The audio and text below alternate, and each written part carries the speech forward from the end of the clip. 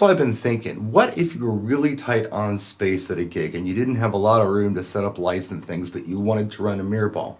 You were using something like the Eliminator, Decor, MBSK, but you needed to illuminate your mirror ball. How could you do it? So here are some ideas for you, just some stuff I was playing around with. I'll show you some stuff that worked, some stuff that didn't work, and some stuff that I like. Check it out. So my first thought was to use something like this Pinpoint Go. It's battery powered, and it has a magnetic bracket on it. So you could do something like stick it right here, which you can absolutely do. But the thing is, this is only a 3-watt light. It's not very bright, and the dots that I'm spreading around the room aren't really eye-popping. So I need something with a little more power. That's when I started thinking about these Pinpoint Gobo lights.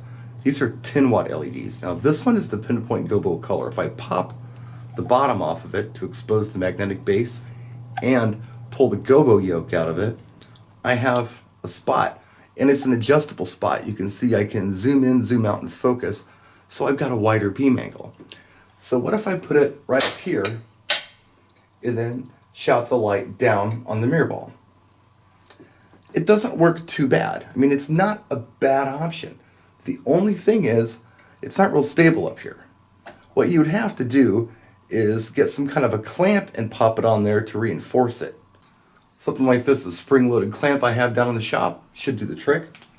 Just to give it that little extra hold in case the stand gets bumped. So in theory, with the clamp on there, it should hold pretty good. This is what the effect looks like.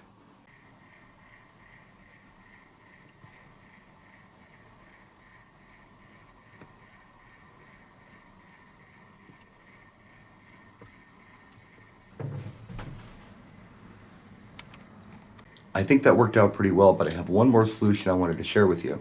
I took a Pinpoint Gobo, I popped the Gobo out, and I put an O-clamp on the bracket, and I attached it to the pole itself and shot it up.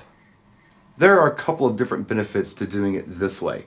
First of all, notice I don't have to have the bracket turned at all. It's facing forward. The other thing is, I get more coverage in the room, and if you notice, when I put the green light on top, we got quite a bit of light on the floor. With this method, if you zoom in your Pinpoint Gobo right, you almost eclipse the mirror ball, so you don't see any light bleeding on the wall or the ceiling or anywhere else. You get a little sliver, but you can get rid of that if you want to. When you do that, you lose a little bit of coverage, but you do get rid of your sliver.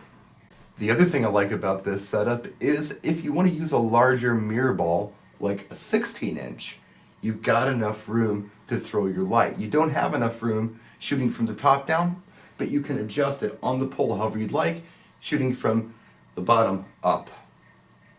So there are a few ideas for you on how you can do a self-contained, tight setup mirror ball with lights. If you have any questions, let me know in the comment section. If you have suggestions, let me know. These are just a couple of things that I came up with that I felt like worked pretty well. We'll see you next time. Practice and enjoy.